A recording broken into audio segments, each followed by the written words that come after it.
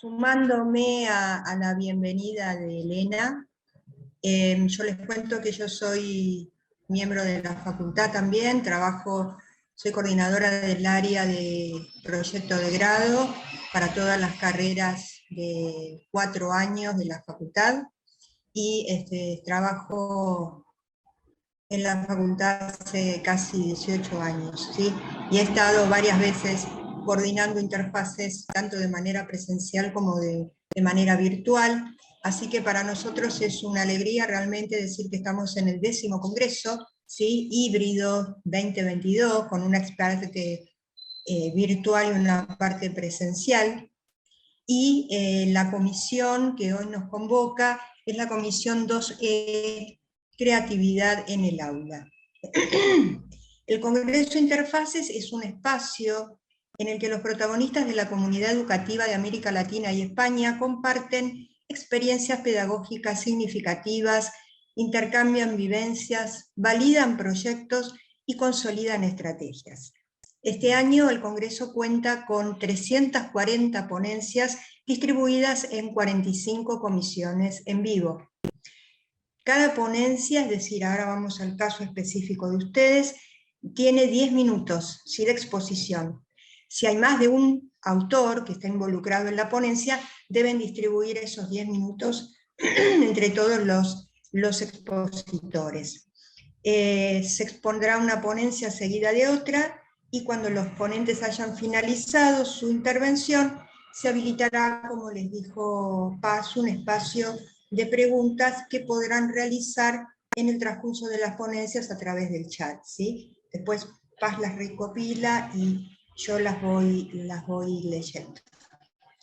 En esta oportunidad nos van a acompañar María Lourdes Marchesi y Hugo Rolando Baigorria.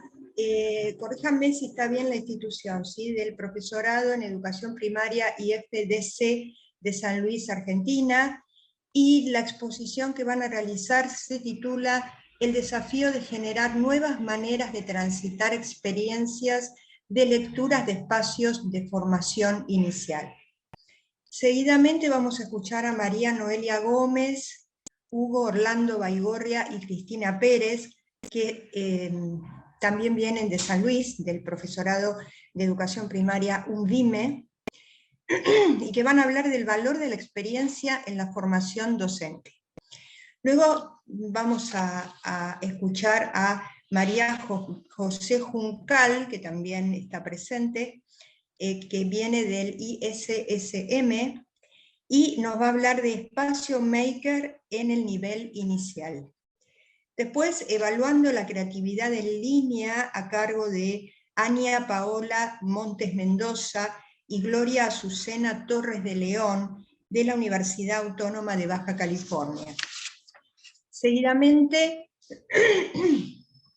exploración del papel y sus propiedades físicas como herramientas de aprendizaje, a cargo de Daniel Vega, que se acerca a este espacio desde la Universidad Austral de Chile en Valdivia. Luego, la práctica de la lectura y la escritura como parte del proceso de formación en prácticas de la enseñanza, a cargo de Erika Carla Wojning y Lorena Azcurra, del Profesorado en Educación Primaria y FDC de San Luis, Argentina. Seguidamente, los proyectos integradores como estrategia avanzada en el aula, y a cargo de Luis Fernando Botero Mendoza y José Jaime Luis Tan Pinzón, de la Universidad Pontificia Bolivariana de Colombia. Y para cerrar estas exposiciones, el Mario Corrales Serrano, que se acerca a nosotros desde España, con su ponencia Motivar para la lectura desde las ciencias sociales. Yo ahora los voy a ir presentando, vamos a comenzar, ¿sí? Y les recuerdo entonces el espacio de los 10 minutos y las preguntas que serían interesantes que vayan realizándole a Paz. Así que, Lourdes, Hugo, si quieren iniciar. Ok, bueno, ahora vamos a compartir la pantalla. Ahora toda la parte técnica, esto con Lourdes, ¿sí?, que ella está encargada de de toda la cuestión tecnológica. Bárbaro. Perfecto, sí, sí.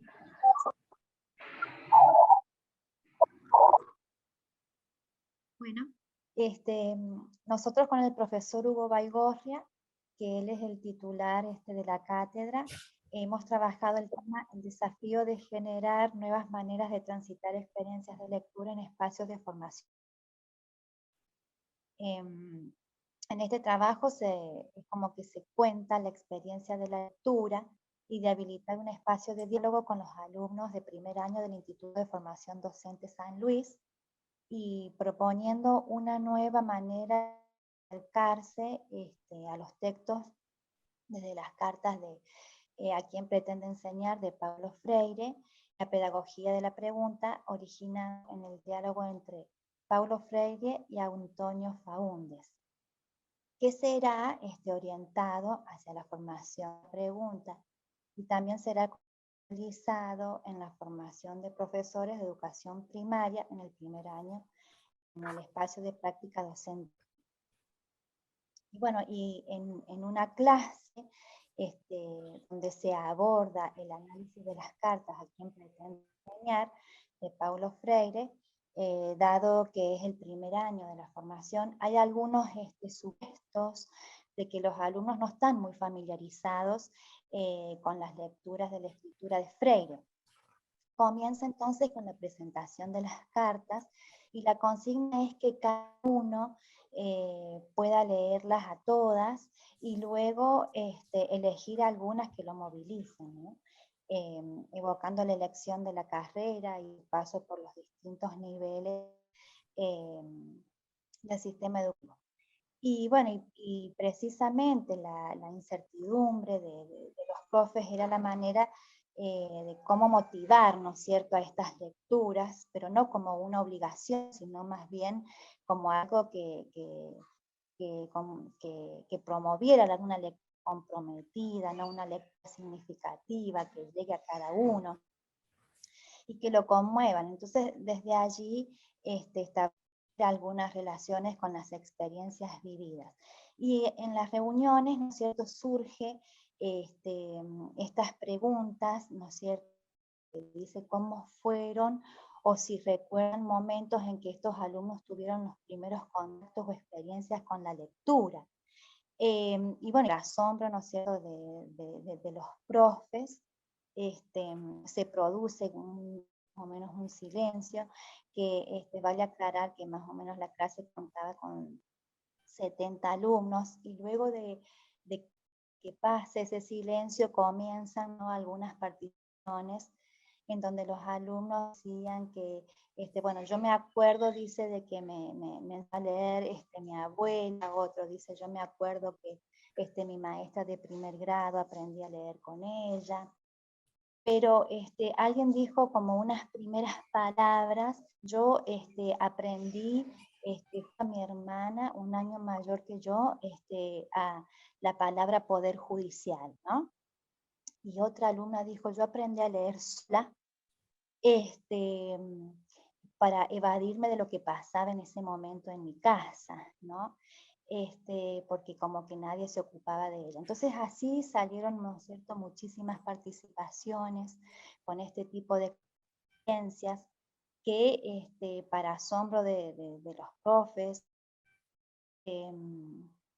como que no habían respuestas, ¿no?, ni aclaraciones, es decir, como plantea el texto, una pregunta que no es burocrática, ¿no? Entonces, a partir de allí es como que surge un ambiente de diálogo, se animan a participar, contar sus experiencias, y se produce por ahí una ruptura, ¿no?, cuando alguien dice que tiene que ver mi experiencia con lo que voy a hacer en el futuro, ¿no? Y bueno, y otros mismos alumnos comienzan a contestar sobre la importancia de cómo las experiencias de niños, ¿no?, va forjando algunas costumbres, hábitos, actividades, aprendizajes. Y el diálogo continúa, algunos contestan que esas experiencias serán tenidas en cuenta cuando ellos sean educadores, cuando ellos tengan que estar en las aulas, porque ellos también dicen, después nosotros vamos a tener que escuchar a nuestros niños, ¿no es cierto? Comprenderlos, comprender su situación de vida. Entonces, bueno, a partir de este momento es como que ya los alumnos fueron leyendo, ¿no es cierto?, las lecturas que se les ofrecían con otra actitud. Ya no se trataba, como dice Freire, de pasarse libremente por las palabras, sino una lectura comprometida, abrir un diálogo entre el texto y el lector.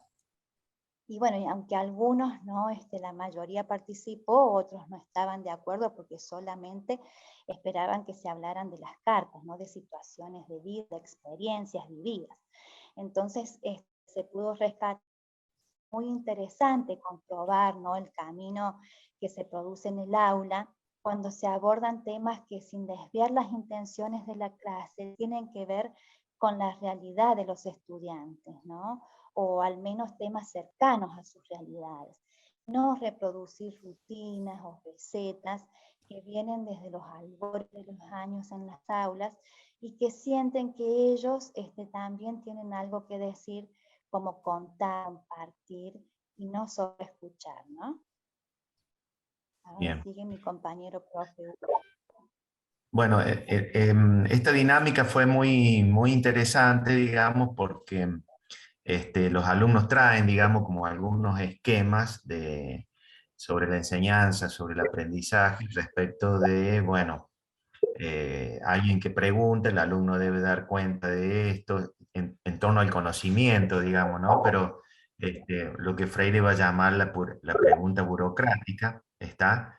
Pero, digamos, acá se cambió el eje de la clase, digamos, donde se propone una pregunta más que, que conmueva al alumno y también al docente, ¿no? ¿Por qué no decirlo? Porque para nosotros fue, digamos, algo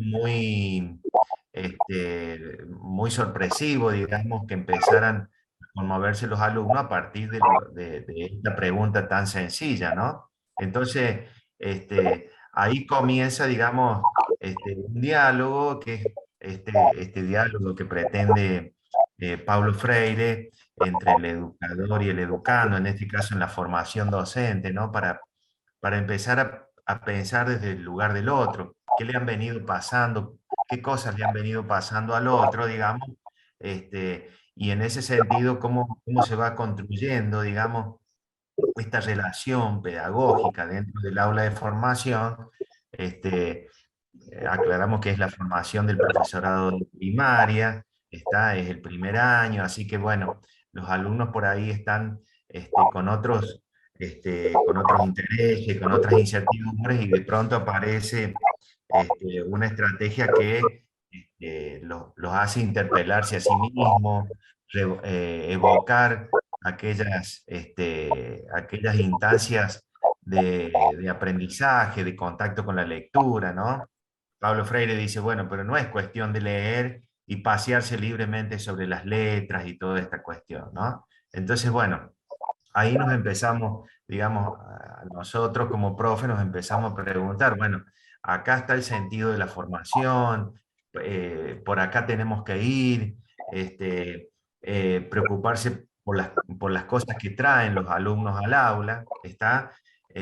Incluso, bueno, también, a pesar de que es un documental bastante viejo, digamos, que tiene sus años ya, la experiencia de Olga Cosiettini, nunca deja de resignificarse en el aula y nunca deja de actualizarse, ¿no? Porque en un momento Olga Cossettini empieza a pensar en esos alumnos que vienen del campo, que no sabe cómo conmoverlos, y bueno, y acude a los elementos que los rodean al alumno. Pablo Freire va a decir, hay que ver los elementos culturales que el alumno tiene, los que trae al aula, y bueno, y Olga Cossettini va a decir, ustedes conocen los pájaros, niños que están muy consustanciados con la naturaleza, entonces los empieza a hacer que cada uno imite un pájaro, ¿está? Bueno, y es muy interesante cómo después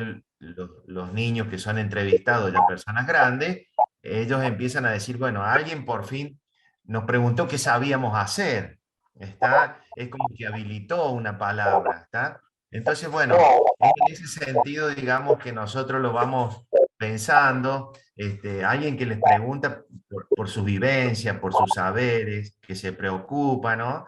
Y bueno, volvemos a esta idea de construir algunas experiencias que no fueron tan felices para empezar a pensar el futuro rol del docente, ¿no? Entonces, bueno, ¿qué me va a pasar a mí o qué voy a hacer yo como formador? ¿Cuáles van a ser las preocupaciones cuando esté frente a mis alumnos? ¿Está? Entonces ahí es donde cobra sentido, digamos, muchos de los postulados de Freire, ¿no? De no pensar en esta educación burocrática, bancaria, ¿está? Sino que empezar a pensar más junto con el otro, ¿no? En construir unos puentes, digamos, desde el lugar de la formación para empezar a conectarse de manera más genuina con el alumno, ¿está? Entonces, aquí, digamos, la enseñanza va adquiriendo un formato distinto al que traen sus alumnos, ¿no? Porque hay como un doble sentido en esto, ¿no? Bueno,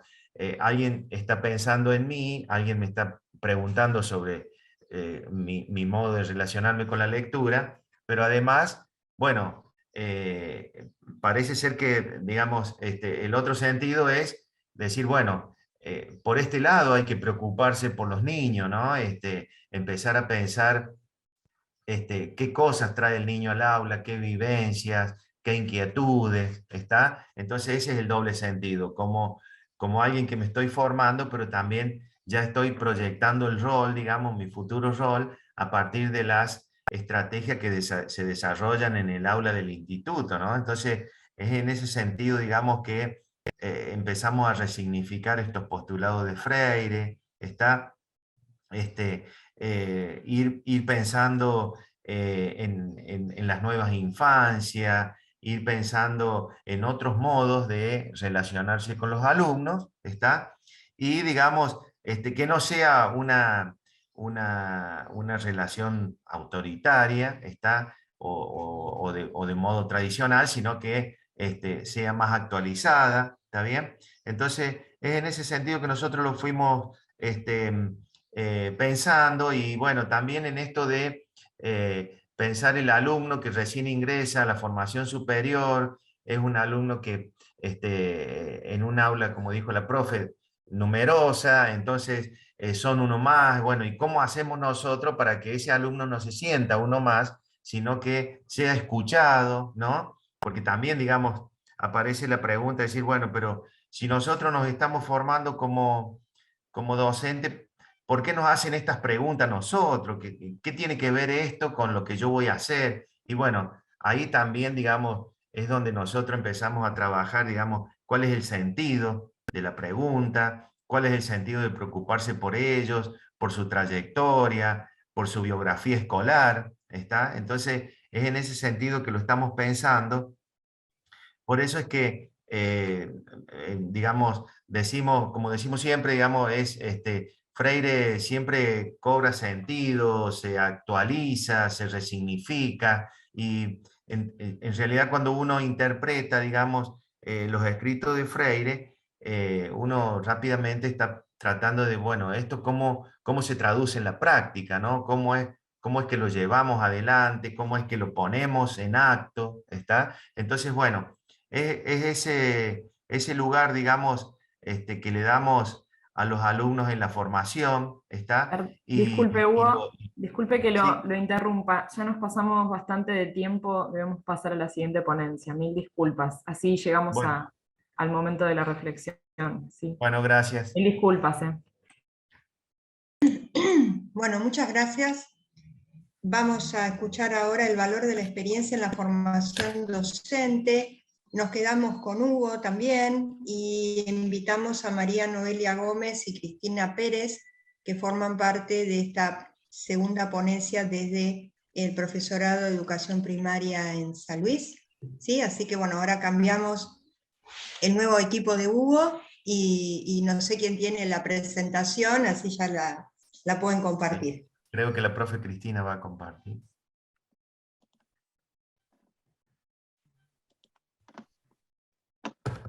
Perfecto. ¿Ahí la vemos? ¿Sí? Perfecto. Bien. Adelante, gracias. Acá hacemos un poquito al revés, empiezo yo y siguen las colegas. Perfecto. Bueno, el otro equipo.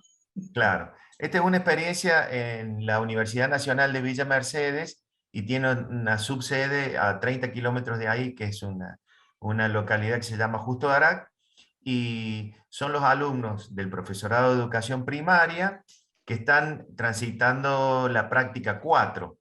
La práctica 4 está en el primer trimestre del cuarto año de cursada, y bueno, la preocupación a partir del equipo surge porque son los alumnos que han venido transitando casi 2 años de formación en la pandemia.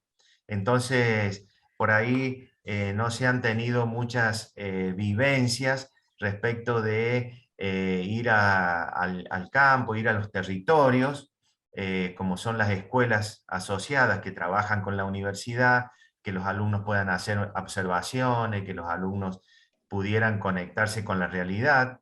Entonces, a partir de ahí, digamos, teniendo este pequeño diagnóstico, es que nosotros empezamos a pensar estrategias, digamos, para que, bueno, si bien la universidad no pudo ir a la escuela, en este caso la escuela viene a la universidad, por así decirlo, entonces empezamos con algunas clases simuladas de los alumnos, ¿está? Para empezar a vencer el histrionismo, para empezar a tomar posicionamiento, ir delineando un poquito el rol del futuro docente, ¿está bien? Y es en ese sentido que empezamos a pensar distintos dispositivos, ¿está?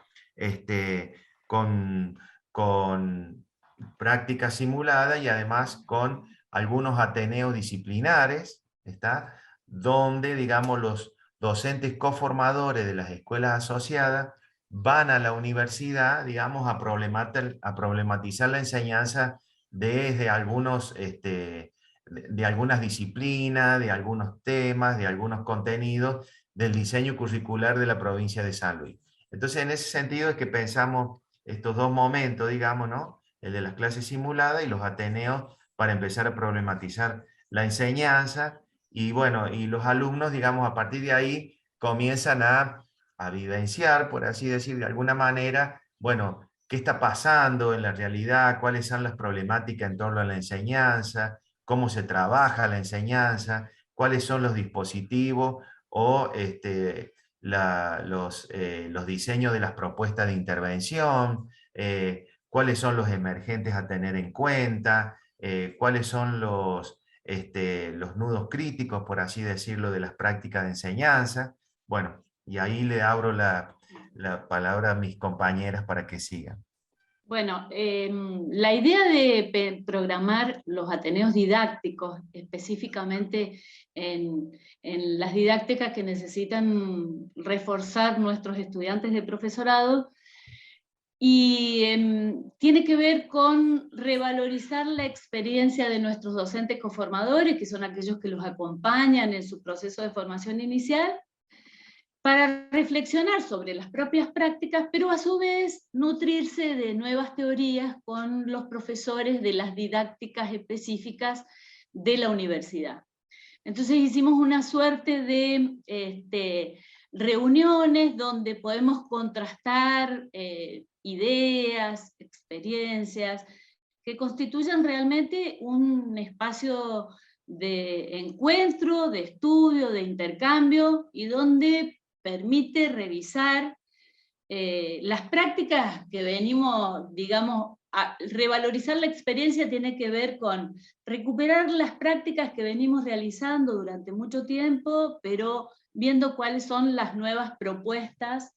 Y nosotros acá recuperamos el diseño curricular de la provincia de San Luis, que es muy nuevo, que se trabajó durante bastante tiempo con docentes disciplinares, teniendo en cuenta, por supuesto, los NAP del Ministerio de Educación de la Nación, y un poco esto que dice Hugo, la universidad se acerca a las escuelas, porque nosotros no queremos aparecer como la figura de la universidad que está allá arriba, es un lugar imposible de llegar, y queremos hacer como un intercambio. ¿Vieron ida y vuelta entre la universidad y la escuela? Nutrirnos de la experiencia de la escuela y a su vez hacer aportes desde la universidad.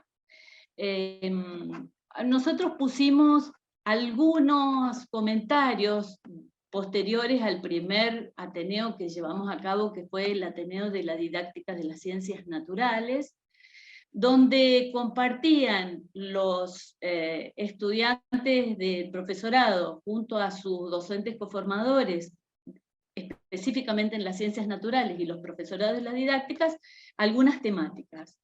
Y realmente fue como una experiencia novedosa, porque les llevaban propuestas didácticas de experiencias reales para debatir y para compartir y aportar nuevas ideas.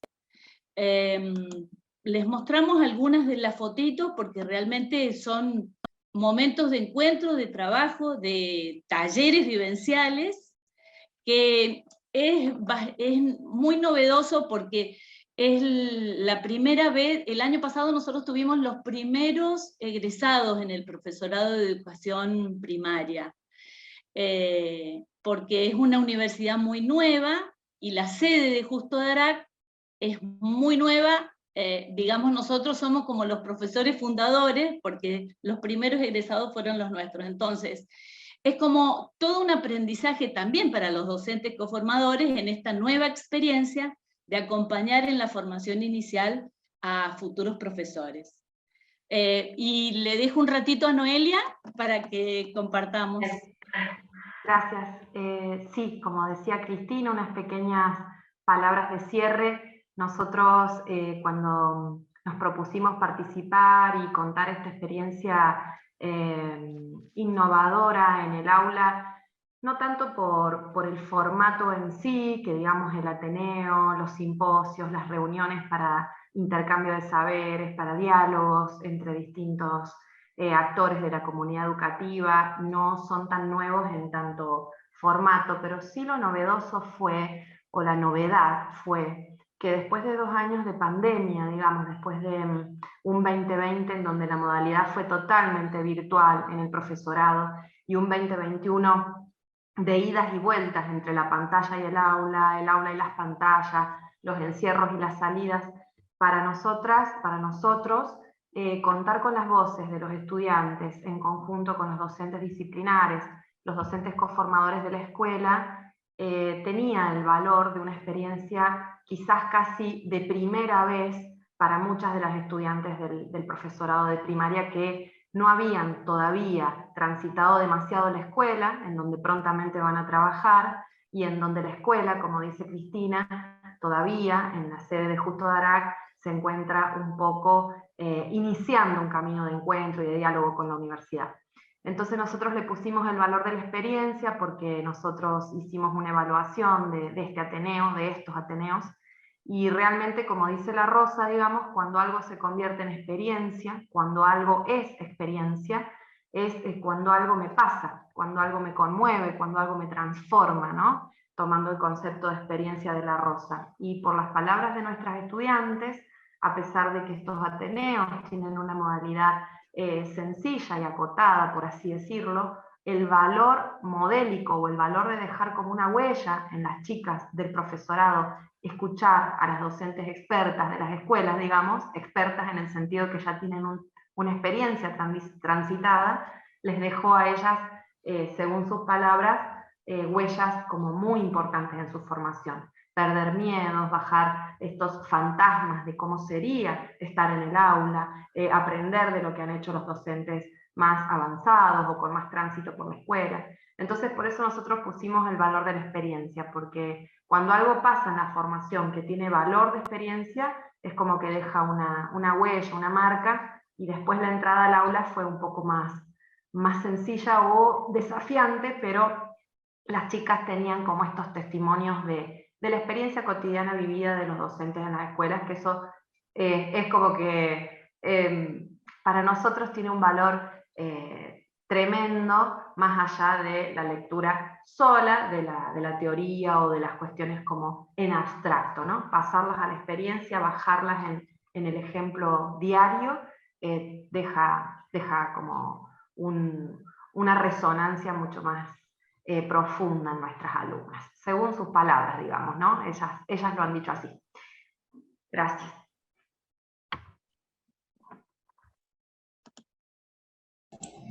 Creo que finalizamos a tiempo. Muchas gracias. Gracias, Hugo, gracias, Cristina, gracias, Noelia, ¿sí? Y por habernos acompañado. Y vamos a escuchar ahora, por favor, a María José Juncal. María José, te veo ahí. La pones es Espacio Maker en el nivel inicial. Así que cuando quieras te escuchamos. ¿No? Ahí pongo la presentación. Bueno, buenos días para todos. Es un gran placer poder compartir con todos ustedes esta nueva modalidad que desde nuestro instituto, yo pertenezco al Instituto Superior Santa María en la provincia de Misiones, Posadas, Argentina. Nosotros somos parte de una institución que tiene más de 118 años de historia dentro de la provincia, y tenemos desde el nivel inicial hasta el nivel superior los distintos niveles de la educación. Desde el año pasado nosotros hemos adquirido o hemos implementado dentro del nivel inicial lo que se llama Espacio Maker. Nuestra provincia tiene una ley que es la que por ahí nos sostiene en estos espacios de aprendizajes activos, nuevos, una ley de educación disruptiva. Y esta ley de educación disruptiva, a su vez, hace que tengamos una escuela de robótica a nivel provincial y también una escuela, una subsecretaría de educación disruptiva, que es la que maneja todos estos espacios. El año pasado, en agosto, inauguramos en el nivel inicial. Nosotros tenemos un nivel inicial con más de 300 niños, de 3 a 5 años, inauguramos nuestro Espacio Maker. Van a ir viendo en la presentación distintas fotos de los niños en el espacio. Este espacio, ¿cuál es la finalidad que tiene? Sobre todo en el nivel inicial, porque uno dice Espacio Maker en el nivel inicial, ¿qué es lo que hacen los niños tan chiquitos, con robótica, con programación? Este es un espacio donde se trabaja el hacer, donde lo que buscamos es que el niño tenga, a través de un aprendizaje basado en proyectos que hacen las maestras jardineras, que este proyecto sea interdisciplinario. Este proyecto interdisciplinario lo que busca es que el niño pueda hacer. Por eso el Espacio Maker tiene que ver con el hacer, con esta cultura hacedora, con este niño que pueda empezar a crear, a innovar a través del hacer. ¿Y cuál es la mejor manera que el niño trabaja en el nivel inicial? Y es a través del juego. Entonces, estos espacios Maker, como ustedes están viendo ahí en las fotos, son espacios coloridos, son espacios que no tienen sillas, los mobiliarios tienen todos ruedas, se trasladan, hay distintas áreas de trabajo, porque el fundamento de estos espacios es poder aprender a conocer, aprender a hacer y aprender a ser. Entonces aprendemos a conocer a través de los contenidos que nos brinda nuestro diseño curricular jurisdiccional y nuestros NAP como nivel inicial. Aprendemos a hacer a través de todo lo que tiene que ver con la exploración de las capacidades y las habilidades que tienen los propios niños. Empezamos a mirar más estas habilidades y estas capacidades que tal vez no era tan común con otros modelos de aprendizaje. y aprendemos a hacer donde el niño puede empezar a ver las capacidades sociales que tienen, que es algo que es muy común en el nivel inicial, trabajamos mucho lo social. Entonces, todo esto nos lleva a un aprendizaje activo. Hemos hecho, desde el año pasado, cuando inauguramos el espacio, hicimos un proyecto que es el mariposario, donde los niños pudieron, de salas de 5, crear su propio mariposario dentro del nivel inicial. Criamos 7 mariposas, nacieron en el jardín, las largamos el día de la primavera en el patio del jardín, hicimos la suelta de mariposas. Los niños trabajaron distintas áreas del aprendizaje a través de este mariposario. Trabajamos la motivación a través de hacer collage sobre las mariposas, también hicieron a través de lápiz 3D que tenemos dentro del espacio, hicieron mariposas, colgaron, decoraron las salas con esas mariposas que luego pintaron, construyeron el mariposario junto con la maestra, cortaron la madera, la lijaron, la pintaron, armaron todo el espacio donde se iba a traer los huevos de las orugas para que nacieran las mariposas. En educación física hicieron todo lo que es movimientos de mariposas, jugaron a que eran mariposas. En inglés hicieron la agenda a través de las tablets, hicieron las agendas donde los niños escribían en inglés y dibujaban las mariposas que ellos mismos estaban investigando. Luego hicieron recorridos en el patio, laberintos, jugaron, ustedes ven que el piso tiene todo marcaciones, esas marcaciones son distintos niveles de programación para poder usar a Ico, que es el robot que tiene la sala. Entonces jugamos con Ico, hicimos un recorrido donde Ico tenía que llegar de ser oruga a mariposa, entonces lo vestíamos a Ico, lo decorábamos como oruga, lo decorábamos como mariposa, hacían el recorrido, los mismos niños programaban para que él avanzara, retrocediera, fuera para los laterales, y luego eso todo dentro del marco de este proyecto. Este año nosotros vamos a participar de una exposición de educadores disruptivos que va a haber a nivel nacional en nuestra provincia, y entonces ahí las maestras están trabajando ahora actualmente distintos proyectos. Estamos con un proyecto, por ejemplo, de canarios. Entonces, ¿cómo fue la motivación de este proyecto de canarios? Vino un señor especialista en canarios que cría canarios en la zona, trajo canarios para miraron distintas clases de canarios, investigaron en sus casas.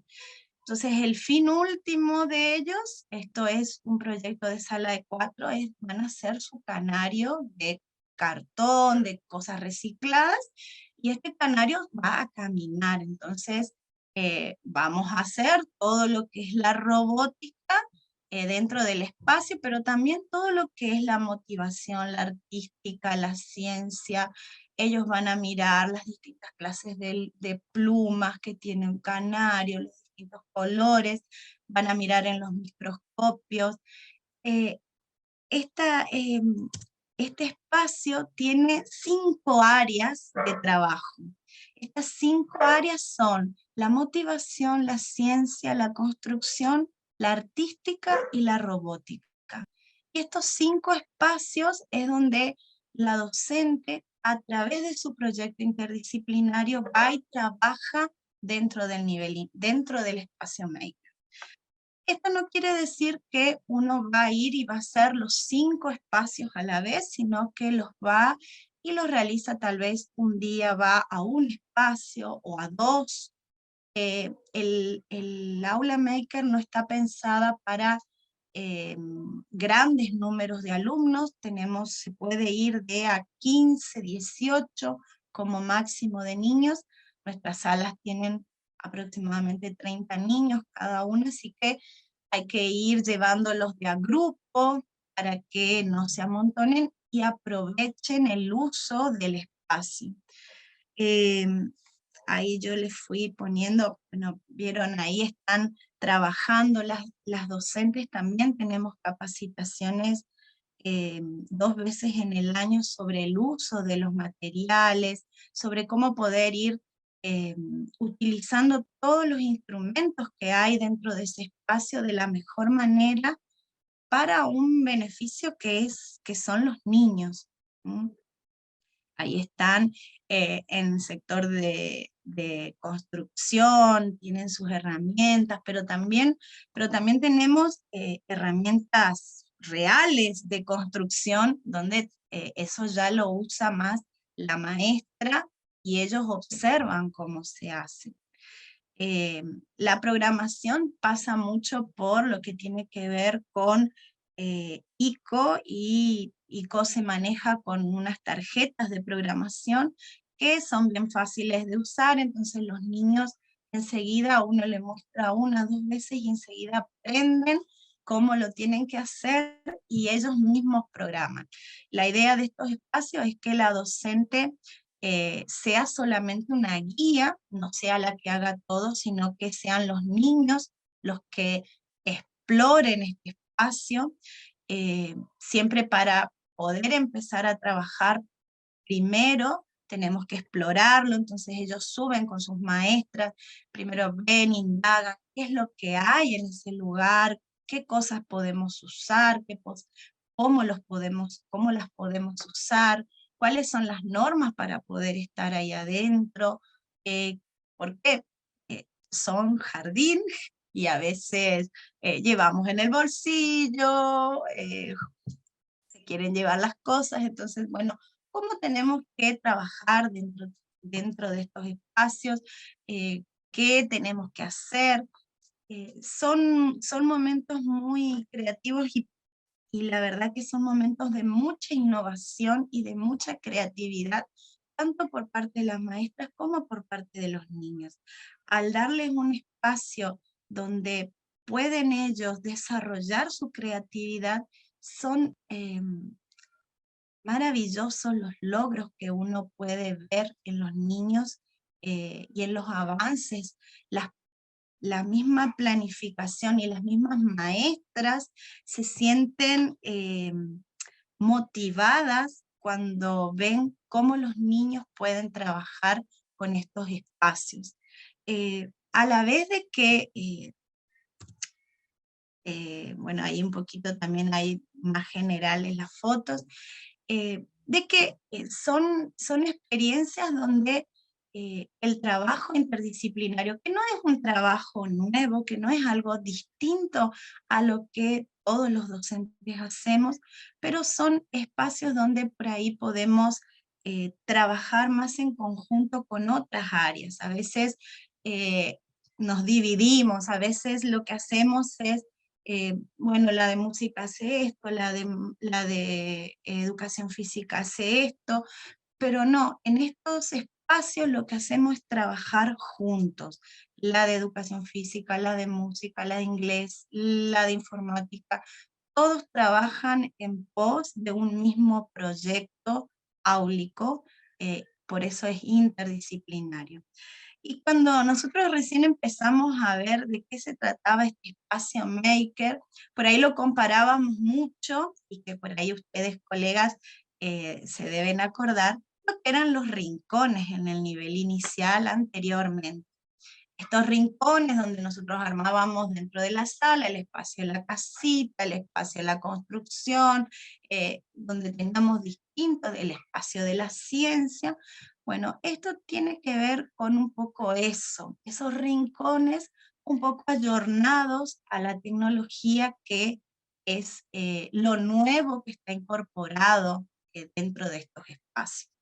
Que por ahí eso era algo que uno ni lo imaginaba en el nivel inicial. Bueno, es algo que para los chicos actualmente se da con mucha naturalidad. Es muy natural para ellos poder manejar un celular, una tablet, hasta el mismo robot. Pero también así las maestras no solamente trabajan la robótica desde ese lado, también lo trabajan desde empezar a trabajar el propio cuerpo del niño, poder jugar a ellos, a robots, a armar robots con cosas descartables, con cosas, con cajas, con botellas, con latitas, con todo lo que siempre las jardineras andamos juntando por la vida, nos sirve para poder armar este acercamiento a la robótica, que luego en el transcurso de su trayectoria por los otros niveles va a ir ampliando este conocimiento, bueno, porque la misma institución ya cuenta con aulas de robótica en primaria, en secundaria, en superior.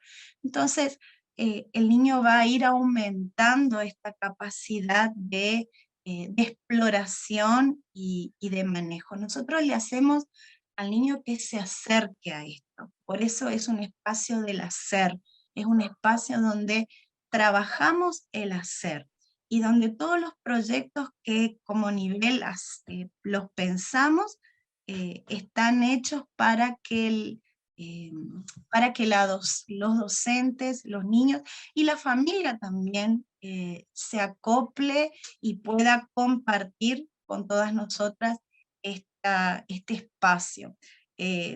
También... María, sí, mil disculpas, tenemos que pasar sí. a la siguiente ponencia. Gracias. Bueno, muchas gracias, muy amable. Gracias, María José. Vamos a invitar ahora a Ania Paola Montes Mendoza y Gloria Azucena Torres de León, de la Universidad Autónoma de Baja California, para la exposición Evaluando la creatividad en línea. Paola, te veo ahí, buenos días. ¿Cómo están? Buenos días. ¿Qué tal? Muchas gracias. ¿Vas a estar? ¿Alguien más te acompaña? Ah, bueno. Sí, yo sola hoy. Ajá. Bueno, entonces arregla ahora con Paz, ¿sí? Compartir la presentación y te escuchamos. Listo. No sé si la alcanzan a ver. ¿Se ve? Ahí la vamos Sí, se ve perfecto, Paola. Sí, sí. Muy bien. Bueno, pues como ya, muchas gracias por la presentación, pues ahora estaré exponiendo, ¿verdad?, este trabajo, evaluando la creatividad en línea, que fue un trabajo realizado junto con la doctora Gloria Azucena Torres de León, aquí para la Universidad Autónoma de Baja California. Bueno, pues comenzando, para que la creatividad se vea manifestada en productos o ejercicios creativos, pues se necesita trabajar en un entorno que les permita, ¿verdad?, que sea idóneo y que les permita el flujo de la creatividad a los estudiantes o los individuos, ¿no?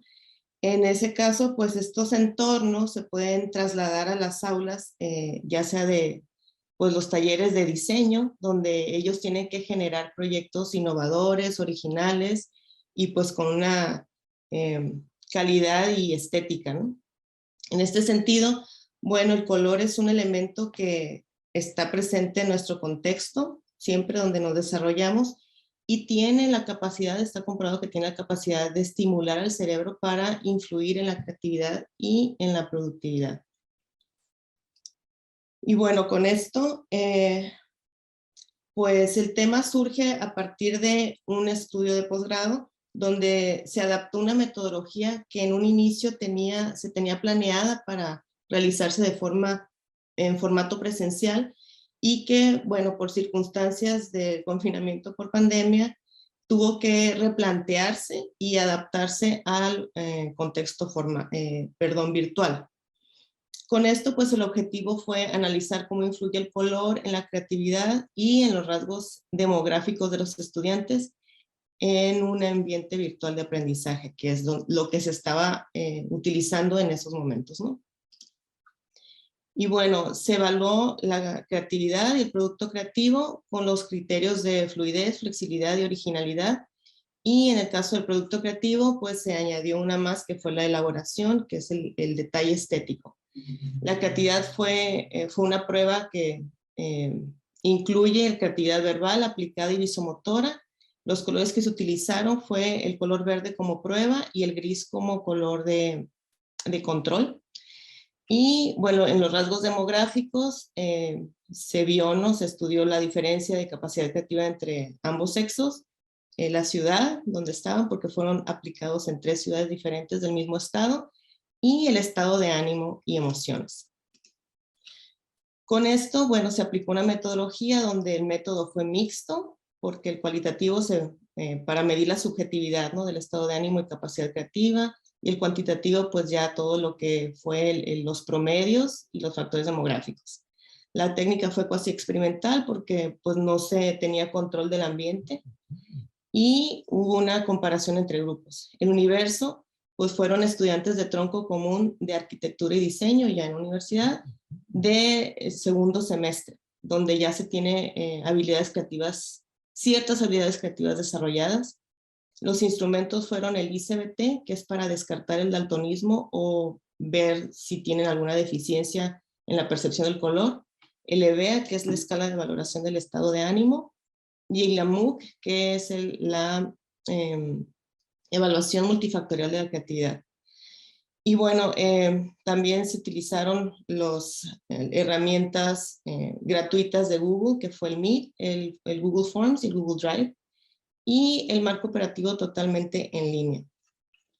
Y bueno, para esto se siguió un protocolo de experimentación donde un día antes se les envió la lista de materiales y equipos requeridos, y es importante señalar que no se les dijo de qué se trataba la prueba, nada, fue como algo sorpresivo para ver qué tan, que fuera más intuitivo, ¿no? Esta prueba, más de improvisar. Y bueno, ya en el día de la prueba, pues ya se les mandó el enlace, se conectaron y se les dio las instrucciones y todo se llevó a cabo de forma síncrona. Se les dio el aviso de privacidad. En la sección 2 se les envió el enlace, se les mandó el enlace para hacer la prueba en línea del daltonismo. Después, ya dentro del formulario, los datos demográficos, la prueba LBEA, que es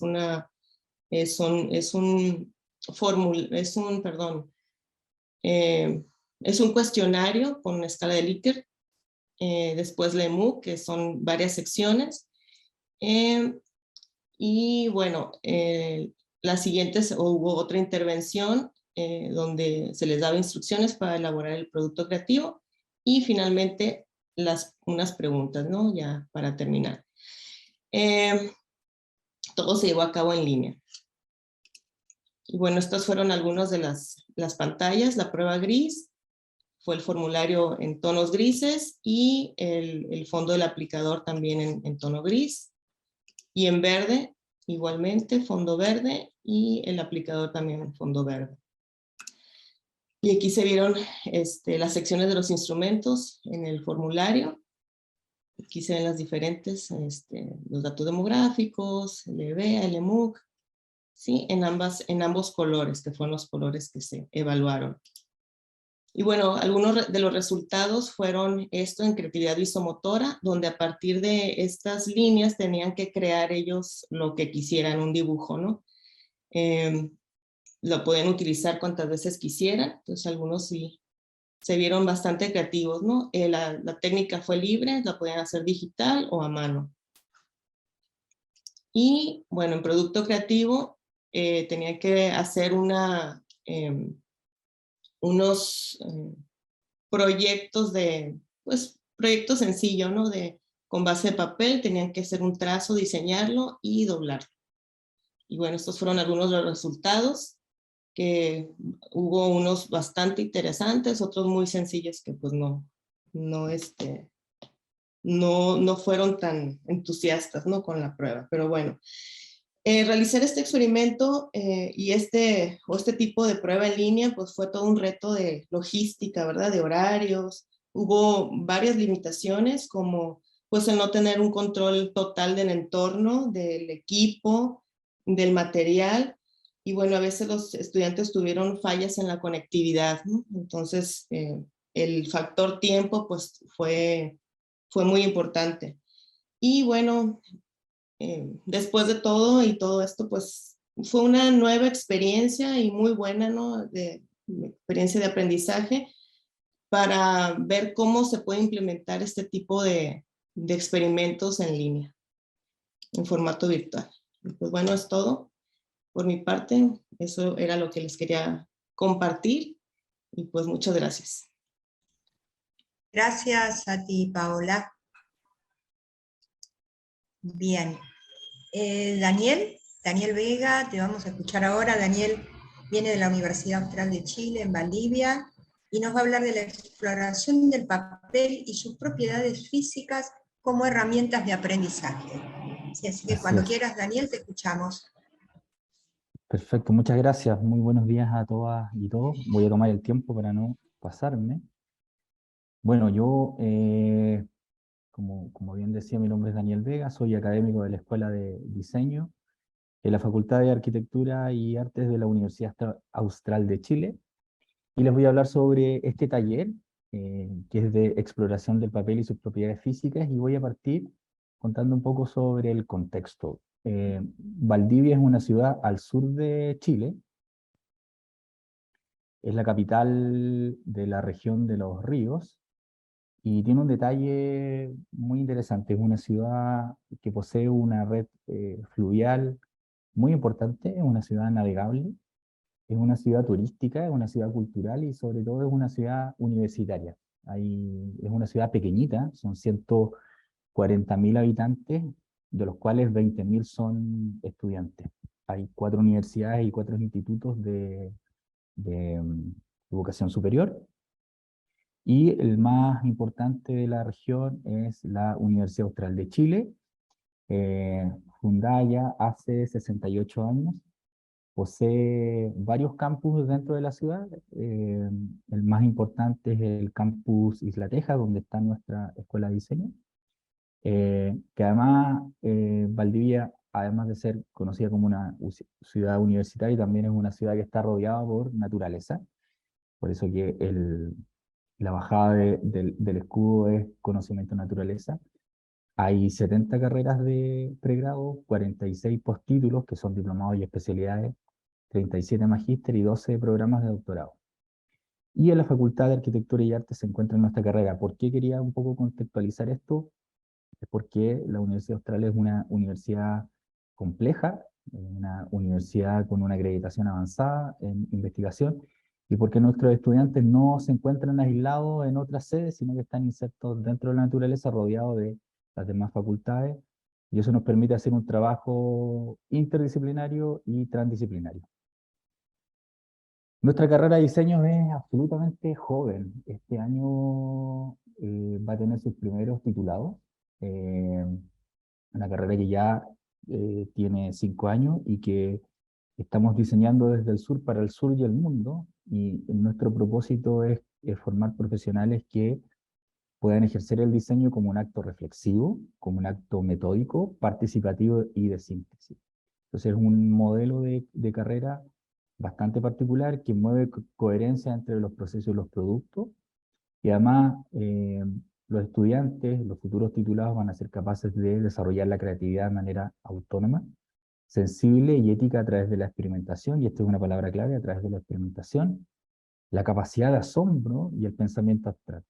Entonces, no tenemos un perfil de egreso y titulado distinto a lo que se está ofreciendo en las distintas casas de estudio a lo largo de Chile, porque lo que nosotros proponemos es que los estudiantes y futuros profesionales puedan configurar escenarios futuros. Y en ese sentido, toda la malla está en relación a promover 3 tipos de competencias. Están las competencias específicas, genéricas y sello, en las que, por ejemplo, hay capacidad de análisis, síntesis, habilidades de relaciones interpersonales, donde además las competencias específicas están aquellas que están en la línea de lo disciplinar y están en la línea de lo académico. Y además, como facultad tenemos una fuerte relación con las otras carreras, arquitectura, arte, música, y con las otras facultades, ingeniería, filosofía, medicina, etc. Entonces, como es una carrera nueva y como pretende tener este profesional que es más reflexivo, es que exploración del papel se configura como una asignatura de primer año. Entonces, es una asignatura, exploración de papel, es un taller. Es un taller del área de formación general que tiene que ver con los oficios, entendiendo el papel como un sustrato y como una materia prima que todos los diseñadores van a conocer y tocar en distintas maneras. Entonces aquí se presenta el primer desafío, cómo hacer un taller de exploración del papel, que además tiene distintos propósitos. Por una parte tiene un propósito teórico, que es que los estudiantes puedan conocer y explorar el papel desde su origen, es decir, ellos conozcan la historia y conozcan cómo se hace el papel, de dónde se obtiene. No tan solo manipularlo o comprarlo, sino que más bien construirlo, hacerlo. Entonces hay un conocimiento desde lo práctico, desde lo teórico, hay un conocimiento de lo práctico, es decir, poder elaborar piezas volumétricas y laminares a través de este material. Hay un propósito desde la ciencia, es decir, poder aplicar con este papel propiedades mecánicas y físicas básicas como tensión, compresión, tracción, etc. Y generar pequeños encargos o pequeños proyectos o actividades proyectuales simples. Son estudiantes de primer año que hicieron su educación secundaria en virtualidad y por lo tanto son unos estudiantes que se enfrentan con una realidad distinta y este es uno de los primeros talleres que les permite explorar y experimentar. Todos estos conocimientos, lo teórico, lo práctico, la ciencia y lo proyectual, conviven en esta asignatura, en este taller, porque es un taller de hacer pensando y pensar haciendo, y en ese sentido lo que busca es distintos tipos de competencias. Entonces Fernández Salinero nos dice que señala que las competencias son tomadas como una compleja estructura de atributos necesarios para el desempeño de situaciones donde se combinan conocimientos tácitos y explícitos y habilidades y actitudes donde se logra con tareas que tienen que ver con el desempeño de determinadas situaciones. Aquí los estudiantes, la primera situación es entrar a un laboratorio de química, son diseñadores y se encuentran con la situación de entrar a un laboratorio de química, de utilizar algo de matemáticas para poder determinar qué tipo de papel quieren hacer. Entrar a este laboratorio de química para saber cuáles son los distintos sustratos y materiales con los cuales ellos van a fabricar sus papeles, manejar toda la maquinaria y las herramientas básicas para formular y generar su papel. Además, las competencias es una construcción en el resultado donde se combinan varios recursos. Las actitudes, entrar a un laboratorio de química, el conocimiento, saber desde dónde se extrae y cuáles son los distintos tipos de pulpa y fibra con los cuales se pueden hacer papel, manejar las destrezas para desarrollar los distintos tipos de papeles, tener la habilidad para poder fabricar el papel y además poner en valor los distintos gramajes y los distintos usos. Además, ser competente no es solo ser hábil en la ejecución de tareas y actividades concretas, sino que ir más allá de ello, es decir, ser capaces de afrontar a partir de las habilidades adquiridas, nuevas tareas que supongan ir más allá de lo aprendido. En este sentido, entraron a un laboratorio, aprendieron a generar papel y a partir de esa experiencia empiezan a experimentar y a construir pequeños proyectos simples que le permitan pasar desde este conocimiento teórico a lo práctico y desde lo práctico a la ciencia y de la ciencia hacia lo proyectual. Entonces, las competencias que nosotros promovemos son las que permiten actuar en base a la integración de lo transversal y lo específico, desde el conocimiento hasta la disciplina proyectual, pensando que son estudiantes que tienen que desarrollar baja configuración, porque son estudiantes de primer año, primer semestre, generar nuevos aprendizajes y profundizar la experiencia de hacer papel, de rehacerlo, de explorar, de saber dónde se equivocaron. Ellos fabricaron sus propios papeles para hacer origami, para ello hicieron pruebas de resistencia de distintas fibras, entonces ellos saben ahora, hoy, actualmente, desde dónde nace el papel, qué papel necesitan para hacer distintos tipos de productos, saben medir la resistencia y por lo tanto adquirieron estos nuevos aprendizajes. Además, Están acordados por la comunidad universitaria, son competencias que, ¿cierto?, están en un nivel básico, y a medida que vayan avanzando van a ir complejizando estos aprendizajes, y además son aprendizajes que son evaluados, y por lo tanto el estudiante sabe precisamente dónde están sus fortalezas y cuáles son sus debilidades. Este taller casi no tiene reprobaciones porque es un taller muy lúdico, es muy práctico, y además el estudiante sabe perfectamente en qué situación está. Entonces, finalmente este taller permitió que los estudiantes pudieran conocer, manipular y experimentar con el papel, desde su origen como pulpa fibra. Fabricaron, extrayeron pulpa, pudieron fabricar y confeccionar papel de manera manual y mecánica, pudieron ellos entender qué es lo que significa gramaje, densidades, y pudieron manipular el papel para construir volúmenes a través del plegado, es decir, ocupar el origami, y poder finalmente configurar un elemento tridimensional funcional que les permitiera poner de manifiesto algunos principios básicos para su construcción. Algunos resultados de aprendizaje es que conocieron la historia del papel y sus aspectos tecnológicos, así como sus propiedades y usos recomendados. Pudieron experimentar haciendo papel, tanto mecánica como manual. Pudieron aplicar los procedimientos de la elaboración manual y mecánica, determinando distintos grados de hojas y sus distintos gramajes.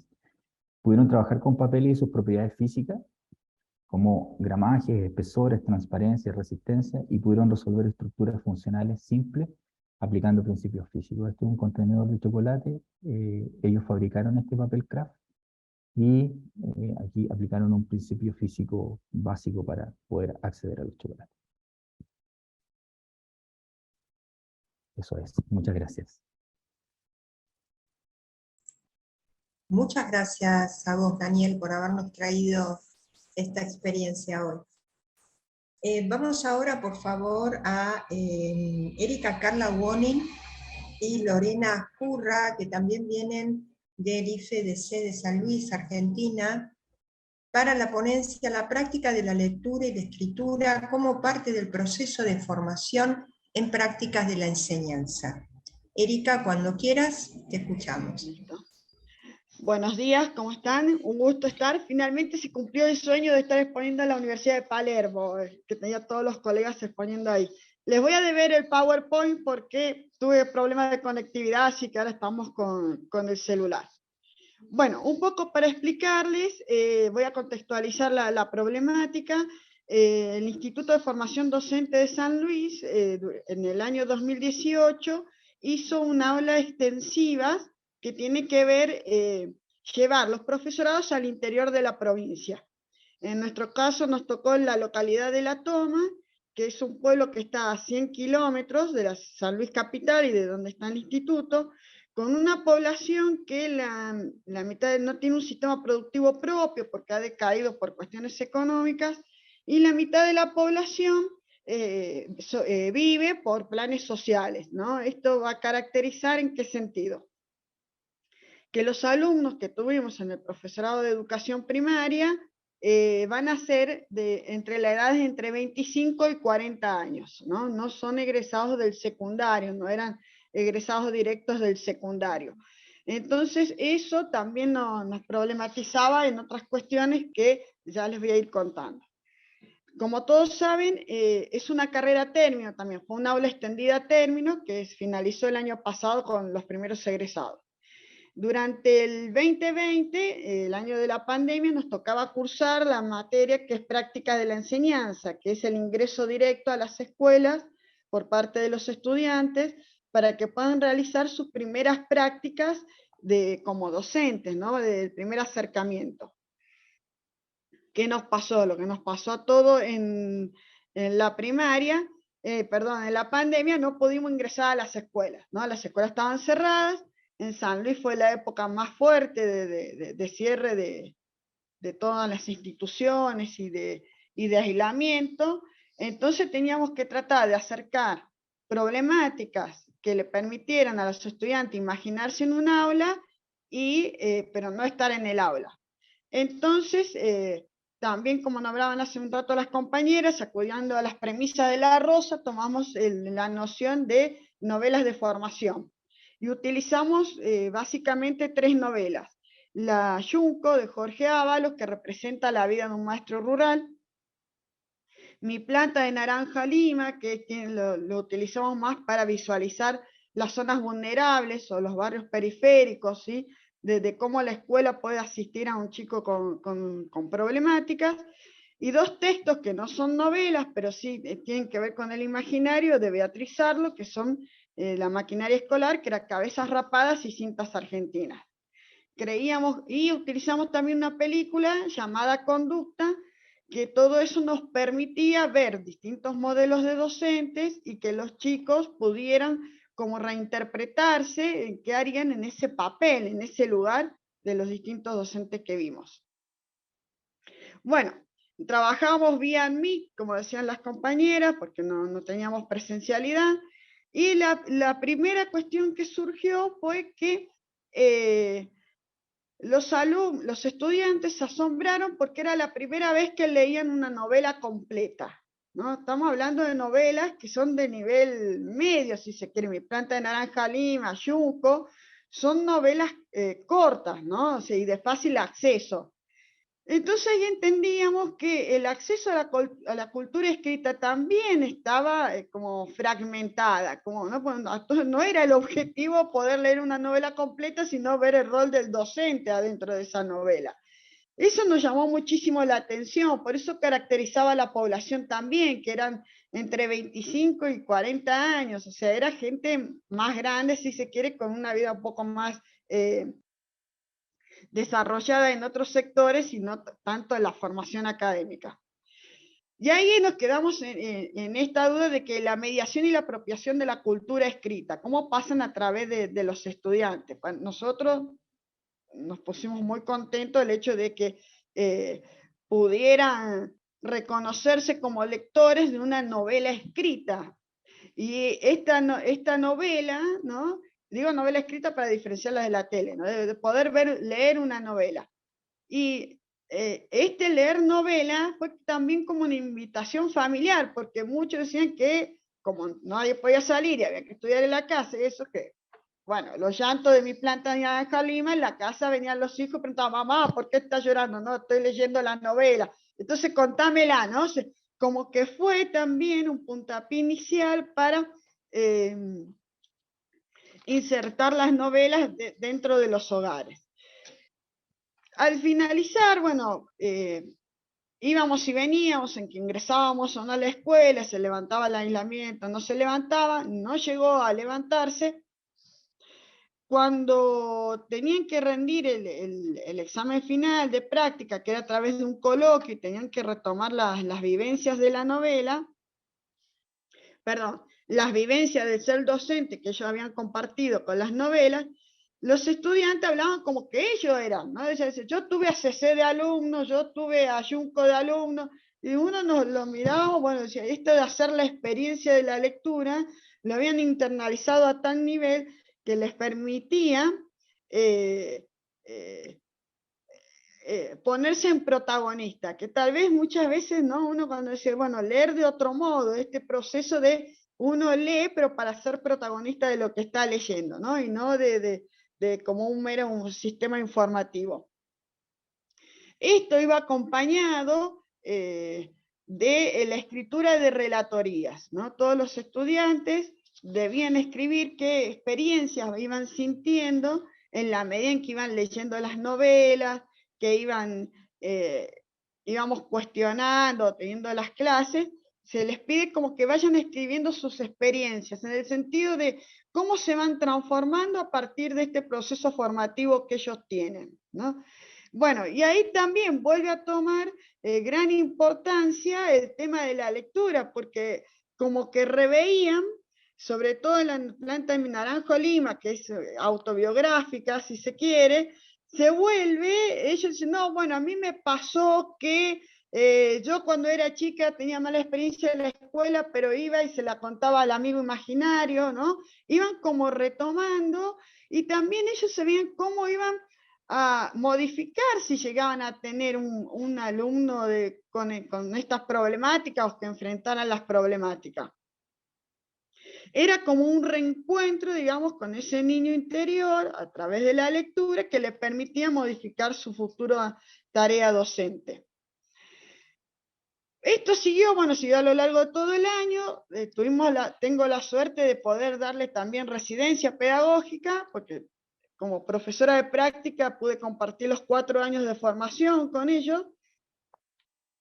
Y este vínculo que se había generado con la cultura escrita, que creíamos que cerró la residencia y que quedó el 2020 en una cajita guardada, se vio resignificada cuando tuvieron que dar clases. Ya en el 2021 nosotros pudimos ingresar totalmente a las escuelas. Se vio resignificada a la hora de que tuvieron que dar en el espacio de lengua los diversos tipos de narrativas, ¿no? Cuentos fantásticos, cuentos de terror, bueno. La didáctica que fue puesta y las estrategias de enseñanza que fueron puestas en escena para la apropiación de esos géneros narrativos fue realmente teatralizada y mucho más amplia que experiencias anteriores que habíamos tenido.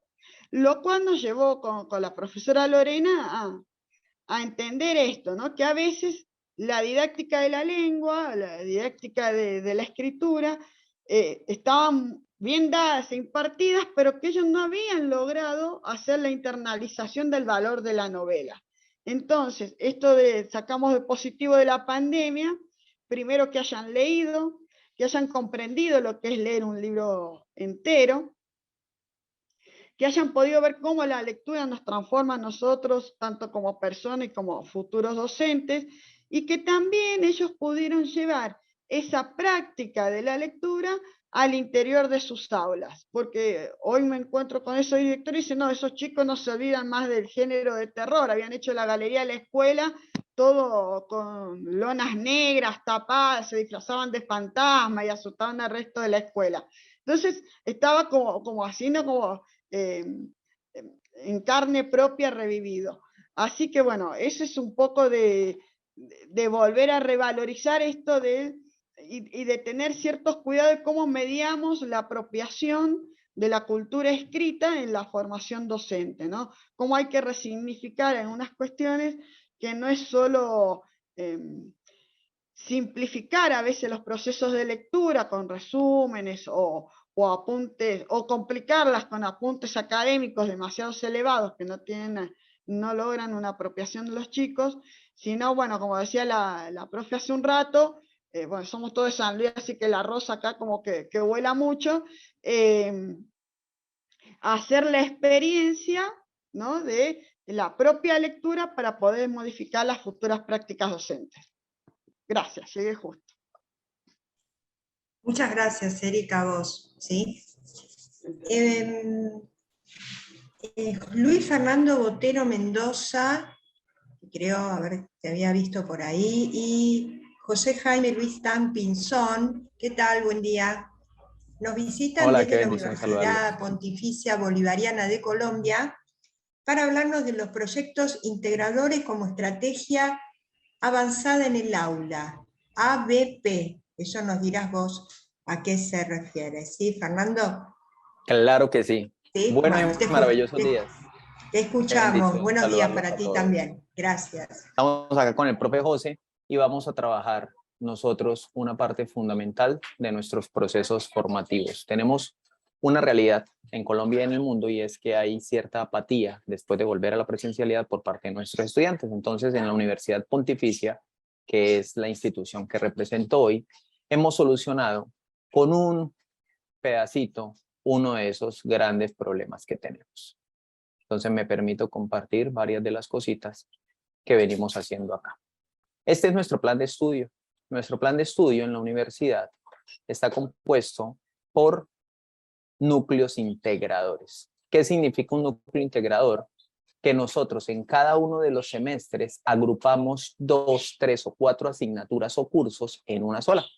Es decir, que se hace un proyecto articulando una parte de teoría, una parte de investigación y una parte de producción. Estamos hablando de diseño gráfico. ¿Bien? ¿Qué es lo que es significativo para la universidad, para nuestros estudiantes y para nosotros? Que el diseño no sea algo bonito y ya. Que el diseño tenga un fondo, que el diseño tenga una forma, obviamente, pero que realmente haya una respuesta, un objetivo claro. ¿Listo? Entonces, para empezar el proyecto, estamos hablando de estudiantes de octavo semestre en donde tenemos una materia que se llama teoría, una materia que se llama producción, que es donde investigan, y una materia o asignatura que se llama taller, que es la que yo imparto. ¿Listo? Esto se ve pequeñito, no hay problema, pero pasamos al elemento inicial.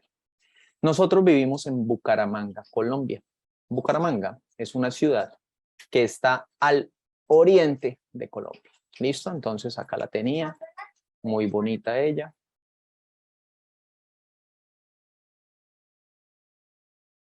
Es reconocida por muchos como la ciudad de los parques. ¿Por qué? Ya lo van a ver a continuación.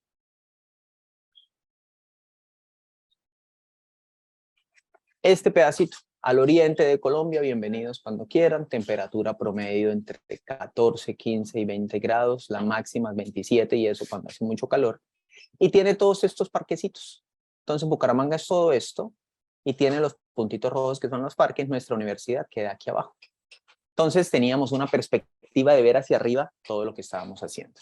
El turismo es uno de los ejes integradores que nosotros aquí en Colombia estamos aportando para la reactivación económica. Entonces teníamos que unir un proyecto y buscar a Bucaramanga como otro elemento, reconocida por sus parques, pero que más allá de eso nos presentara una forma de hacer turismo para las familias. Entonces partimos de un problema inicial y era, ¿qué hacen en sus ciudades? ¿Qué hacen en mi ciudad cuando tenemos que venir a hacer algo con la familia?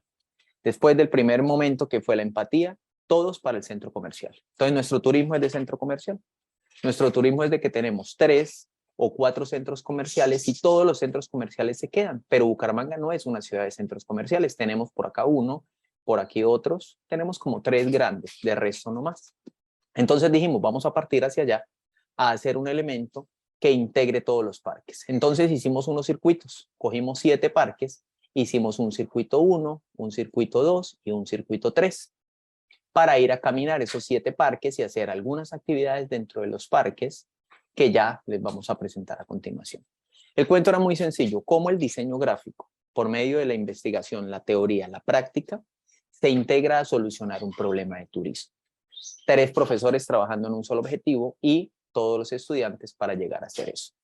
Hasta antes del proyecto, lo que nosotros tenemos es lo siguiente. Todos nuestros estudiantes dicen que trabajan muy bien, usted no les puede decir, de pronto el profe Daniel sabe cómo es el ego de un diseñador, usted les dice algo y mejor dicho, se delican. Entonces ellos entregaban esto como mapas. Esto era lo que nosotros hacíamos antes de una empatización con los mapas. Entonces hágame un mapa del parque, listo, ahí está el mapa del parque, profesor, usted me pidió un mapa lindo, bonito, mire, mejor dicho, diseño básico, línea, punto, plano, todo lo que usted nos dijo, listo, ahí está.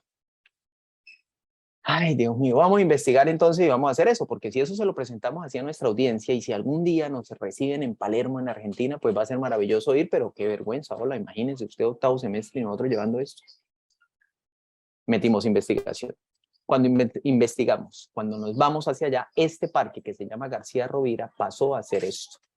Una iconografía, unos elementos, una historia y la realización gráfica y visual de los elementos significativos del parque para terminar haciendo un mapa que está aquí, se ve pequeñito, pero ahí está, ya les voy a mostrar, y unos elementos marcarios para ese parque. Entonces, cada uno de los parques, 7 elegidos, tienen unos elementos característicos que tienen que ir en su marca y que tienen que ir en su presentación. Esto ya para los diseñadores es muy importante que usted se lo presente, son los tipos de letras, los diferentes elementos y ya, pero hicimos unas marcas para cada parque. ¿Listo? El mapa de este proyecto fue elaborado por 2 estudiantes. Está impreso, lo tenemos impreso, es grande y es este. Entonces ellos, muy amablemente, pasaron del borrador que ustedes acaban de ver, que es esto, que estaba muy bonito, yo no les puedo decir a ellos que no estaba bonito, sí, está muy bonito, pero puede mejorar, a esto, que es otro nivel. el mismo elemento nos dio en otro de los parques un resultado, porque no unificamos línea gráfica, estamos en la segunda parte unificándola, que es otro parque que se llama el Bosque Encantado. Entonces el Bosque Encantado tiene estos elementos, tiene las ventanas, tiene el sol que caracteriza nuestra ciudad y los atardeceres. Y con todo el trabajo gráfico y con todo el trabajo de investigación se llegó a este elemento que es la recreación de una marca que se llama Bosque Encantado, con unos elementos que dice respira, la magia se encuentra dentro de ti, y este es el mapa. Entonces este mapa nos llamó mucho la atención porque ya es una construcción desde la abstracción de lo que es el parque. Y literalmente el parque es así, usted lo camina y lo sube y lo pasa.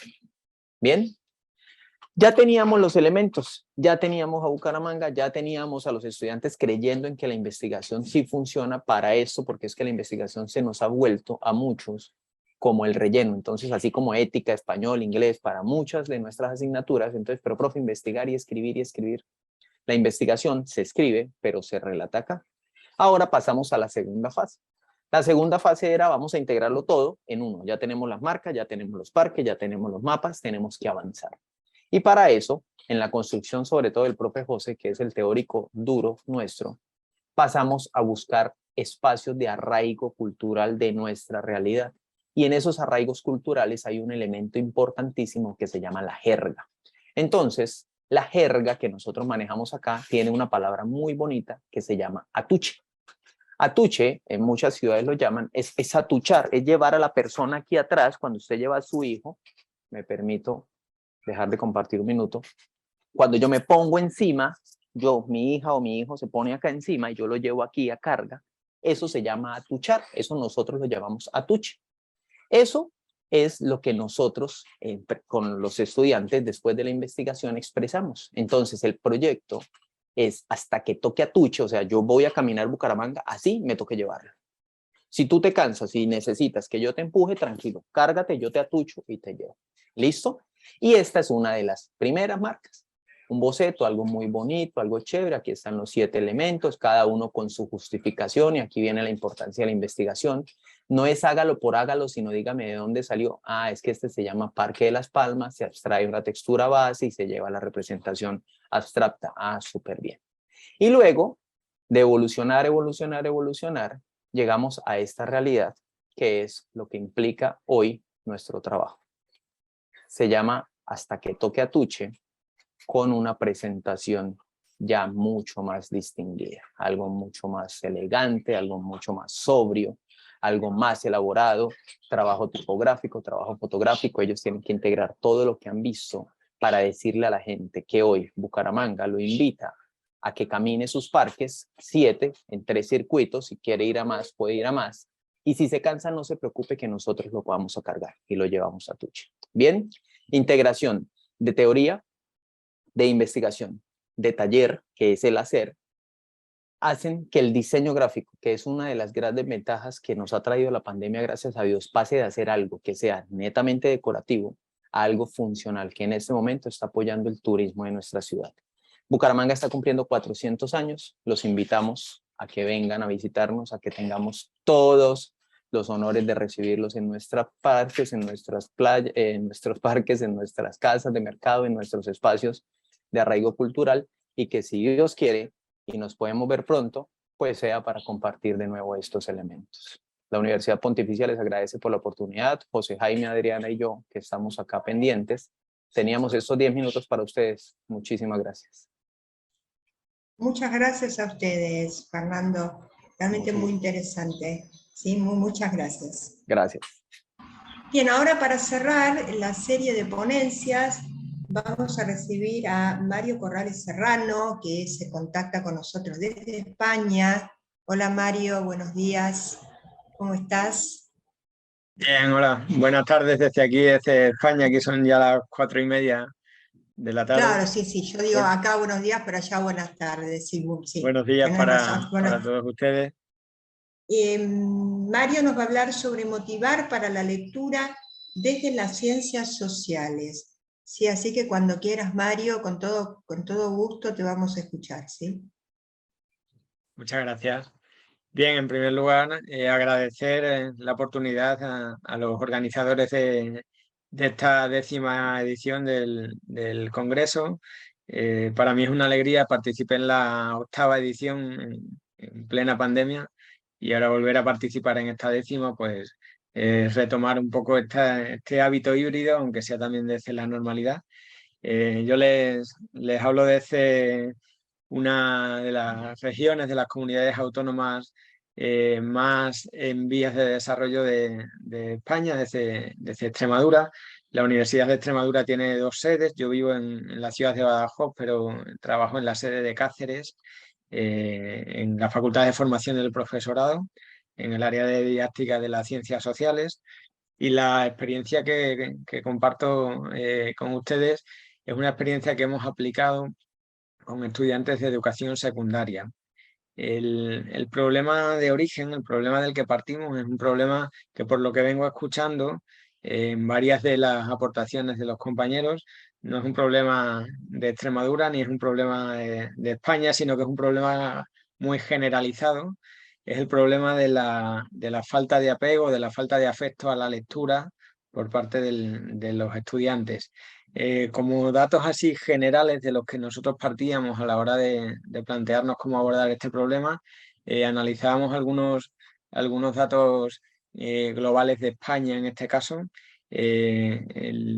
La Fundación Santa María, la Fundación SM, hace cada 3 años estudios que tienen que ver con la adolescencia y con la juventud, y en uno de sus últimos estudios señalaban cómo el hábito de lectura y el gusto por la lectura ha ido cayendo en los adolescentes españoles en un 25% más de lo que ya era habitual previamente, con lo que encontramos que hasta 6 de cada 10 jóvenes entre 12 y 18 años dicen leer 1 o ningún libro al año. Es un dato bastante llamativo.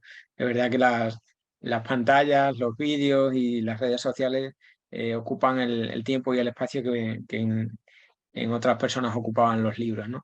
También el informe INJUVE de la comunidad autónoma en la que yo trabajo señalaban unos datos parecidos de pérdida progresiva del hábito de lectura. Habitualmente, desde el plano de la educación, la lectura es algo que se suele abordar desde el área de lengua y de literatura. Sin embargo, desde el enfoque competencial que la educación ha tomado desde la última década especialmente, aunque también antes, se entiende que la competencia de comunicación lingüística es una competencia que hay que abordar desde cualquier área de aprendizaje. Y muchas veces el hecho de que se aborde el tema de la lectura solo desde el área de lengua tiene una serie de complicaciones, tales como que el estudiante entiende que leer un libro es algo que tiene que hacer como tarea de esa materia y no como una práctica o un hábito a incorporar en su vida cotidiana, ¿no? Unos compañeros y yo, desde el departamento, nos planteamos la posibilidad de ver cómo desde las ciencias sociales y con la implementación de metodologías activas de aprendizaje, fundamentalmente con la gamificación, se podía intentar ver cómo se incide en ese hábito de lectura de una muestra de estudiantes. Y en concreto nos pusimos a trabajar sobre una muestra de 143 estudiantes que pertenecían a 6 centros de estudio diferentes, agrupados en 6 grupos clase diferentes, y les propusimos que durante un año iban a trabajar con una serie de obras, una serie de libros de lectura vinculados con temáticas, en este caso de historia. Trabajábamos con los cursos de segundo y cuarto de educación secundaria. Segundo son estudiantes de 13, 14 años y cuarto son estudiantes de 15, 16 años. Y entonces les programamos varias lecturas de obras específicamente diseñadas para la etapa escolar, pero que tienen una temática vinculada con la historia de la época que se estudia en esos mismos cursos, en esas mismas etapas. El plan era no abandonarles en la lectura del libro, no programarles una lectura y después pedirles que demostraran que habían leído el libro, sino hacer un seguimiento programando la lectura de un fragmento de capítulos del libro y programando una actividad de juego, una actividad de gamificación. Fundamentalmente programamos 3 tipos de actividades. actividades de juego de preguntas-respuestas, tipo Kahoot, por ejemplo, y alguna otra aplicación familiar. Actividades tipo juego colaborativo, según las que los grupos de estudiantes, después de haber leído una serie de capítulos de libros, preparaban juegos con los que comprobar si sus compañeros también habían leído. Y después una serie de actividades comparativas, el contenido del libro, el contenido de lo que estás estudiando en los temas de historia de este curso. A la hora de evaluar tanto el hábito de lectura como la relación con las ciencias sociales, en esta experiencia hicimos dos cosas. Por una parte, analizamos los resultados de las diferentes actividades de gamificación, viendo que en todo lo que era de preguntas-respuestas hay un seguimiento de más del 85% de los estudiantes, lo que quiere decir que más del 85% estaban leyendo asiduamente la hora que le habíamos propuesto. Y después, más del 60% consiguen vincular con facilidad lo que leen en la hora con lo que estudian en historia, con lo que se daba esa sinergia entre las ciencias sociales y la lectura. Al final de todo hicimos una encuesta en la que le preguntábamos sobre el hábito de lectura antes de la experiencia y el hábito de lectura después de la experiencia. Y ahí podíamos comprobar que más de un 30% de los estudiantes decían que ahora les gustaba más leer, que habían leído más este curso, porque había algunos que decían que otros cursos no habían leído ningún libro y en este caso pues habían seguido la lectura que se les programaba. Y sobre todo que referían su gusto sobre la lectura vinculado también a la historia. En el caso de segundo de la ESO, de segundo de secundaria, hay una cuestión curiosa. Una de las obras que les propusimos leer es una obra que se llama La Escuela de Atenas y que cuenta las peripecias de unos adolescentes en relación con esta pintura de Rafael, con el fresco de la Escuela de Atenas. Cuando llegamos a la parte del curso en la que se les exponía esa obra como bloque de arte renacentista, una gran parte de los estudiantes eran capaces de reconocer detalles muy concretos de la obra gracias a que habían podido acudir a ella a través del libro de lectura. Y después, en el curso de cuarto de la ESO, uno de los libros propuestos era Viva la Revolución, que narra la historia también de una adolescente contextualizada en los inicios, en el previo y en los inicios de la Revolución Francesa. A medida que después se les impartían los contenidos históricos conectados con la Revolución Francesa, los estudiantes conectaban perfectamente a Lucille, la protagonista de la obra, con lo que iba sucediendo social y políticamente en la Francia de la Revolución Francesa. En cuanto a las dificultades de esta experiencia, nos encontramos fundamentalmente con dos. Una, el hecho de que de entrada a los estudiantes no les gustaba tener que leer un libro. Nos chocábamos con el prejuicio, ¿no? Y dos, es verdad que hay un porcentaje, aunque sea pequeño, un 10-12%, que no ha tenido una frecuencia continuada de la lectura de las obras que se les proponía. Con todo, se puede decir que se cumplía el doble objetivo: por una parte el de motivar e incentivar a la lectura y por otra parte el de conectar hábito lector y contenidos de ciencias sociales. Bien, pues hasta aquí la experiencia que quería compartir con ustedes y bueno, quedo abierto ahora en el diálogo a cualquier cosa que podamos compartir. Gracias. Gracias por esta participación. Bueno, con la exposición de Mario cerramos esta parte de exposiciones. Y bueno, ahora estábamos viendo con Paz si había alguna pregunta en el chat o ustedes quieren hacer alguna pregunta. Te veo ahí, María José, que tenés marcada para una pregunta, así que te escuchamos.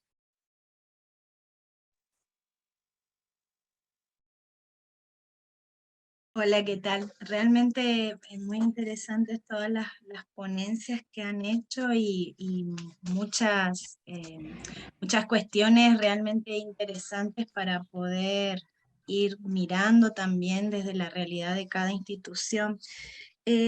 La primer ponencia, la que hablaron de la manera de transitar la lectura en el profesorado, esa me llamó muchísimo la atención y junto con la de el profesor que recién termina de exponer, que también habló sobre la lectura, un poquito cómo fue la motivación para poder empezar a trabajar esto de la lectura más asidua, de que pudieran transitar esta lectura no como una obligación los alumnos, sino como realmente algo que les va a servir, que les va a ser de utilidad. ¿Cómo fue ese paso de la motivación que hicieron en sus proyectos? El tema es que nosotros trabajamos como disparadores, digamos, un librito de Paulo Freire que se llama Cartas a quien pretende enseñar. Y en ese librito hay distintas cartas, está donde una se llama Mi primer día de clase, otro la carta sobre el miedo, que el miedo no los paralice, otra carta que se llama Maestra Sitia, no, bueno, son 10 cartas, creo, 11, donde Paulo Freire habla de distintas situaciones, ¿está bien? Hay otra carta que se llama Vine a hacer el magisterio mientras espero el casamiento. Entonces, bueno, él va dando como algunos indicadores, como algunos análisis sobre, digamos, qué pasa, digamos, qué le pasa al docente, cuáles son los debates, cuáles son los dilemas que van apareciendo cuando uno elige una carrera de docencia. Entonces, como son alumnos de primer año, los elegimos siempre esos libros porque a partir de ahí, digamos, cada alumno tiene que elegir una carta y hacer una pequeña comparación o una pequeña analogía con la propia historia personal. Y a partir de ahí empezamos a trabajar lo que llamamos un seminario de escritura, donde ellos comienzan a escribirse, relacionando la carta que ellos elijan con la historia personal, con su trayectoria como estudiante. ¿Está bien? Entonces, bueno, les empezamos, como dijo la profe Lourdes ahí recién, ellos no están muy familiarizados con los términos que utiliza Freire, ¿está? Y entonces empezamos a hacer un taller en el aula para que después vayan solitos ellos a trabajar su lectura. Y bueno, entonces empezamos a trabajar la lectura en el aula y hablamos sobre la importancia de la lectura en el aula, la importancia de la lectura en voz alta, todas estas cuestiones. Así que bueno, eso lo trabajamos y ahí la profe Lourdes sabe qué quiere decir algo. Sí, también quería agregar que una de las cartas de Paulo Freire, que es no permita el miedo a la dificultad, ¿no? Y como nosotros tenemos a los alumnos de primer año, muchos chicos que ingresan de la secundaria e ingresan al nivel superior, tienen estos ¿no? sentimientos, estas experiencias, que es un cambio totalmente nuevo, y por eso trabajamos así en forma de seminario de escritura, para que ellos a través de estas cartas se puedan identificar y relacionarlos con sus experiencias. Eso lo quería agregar nada más. Muchas gracias a ambos. No sé, ¿alguien más tiene alguna? Ah, sí, Luis, ahí veo tu mano. ¿Fernando? Sí. Ahí está, sí. Miraba la importancia en la ponencia de los espacios lúdicos y recreativos para la enseñanza, me parece maravilloso. En las instituciones en donde los salones son cuadrados, en las instituciones en donde tenemos sí o sí las 32 sillas enfiladas, y si yo se las entrego en desorden al siguiente profesor me va a colocar un memorando, ¿qué hacemos? ¿Qué hacemos ahí? Porque es que es muy bonito cuando yo construyo el colegio, y si el colegio es mío, pues yo le pinto las paredes del color que quiera. Pero para quienes tenemos la retícula básica, ¿qué se les ocurre? ¿Será que llevamos algunos carteles? ¿Será que hacemos algo? Sobre todo en diseño nos pasa Y realmente yo llego y me aburro desde la llegada, pero no puedo desordenar porque mi institución, a pesar de que es muy amplia y tiene otros espacios, en sus aulas básicas está así. Para ahí, ¿qué podríamos hacer a las profes que estuvieron trabajando el tema de la motivación y de todo esto, de articulación del aula? ¿Qué se les ocurrió en ese caso? Sí, yo puedo Sí, decir sí, algo porfa, en claro. cuanto que nosotros tenemos algo que nos pasa de acuerdo a lo que vos estás planteando recién, de que nuestro espacio maker es súper modernoso, los muebles tienen rueditas, hay colores muy llamativos, y las aulas del jardín, la escuela tiene 118 años. En las aulas del jardín todavía tenemos el armario que vino casi con Colón, ¿viste? Es decir, tenemos Que tiene trabajos de cuando cosas usted muy estudiaba. antiguas, como que, entonces un gran planteo que en la institución y sobre todo en el nivel inicial nos hacemos continuamente desde el año pasado es, nuestras aulas son del siglo XIX, nuestro espacio maker es del siglo XXI. ¿Cómo hacemos para que eso confluya en algo que sea más o menos parecido? Entonces, bueno, lo que buscamos es tratar de, bueno, mobiliarios más sacarlos, no, si bien el jardín no tiene esta estructura de las mesas una atrás de la otra, pero sí tenemos esto de que somos de mucho cargar visualmente las paredes, de decorar demasiado, a veces ya contaminamos visualmente tantas cosas que ponemos. Lo que buscamos es, bueno, poner que sea algo que esté como, que sea como una balanza.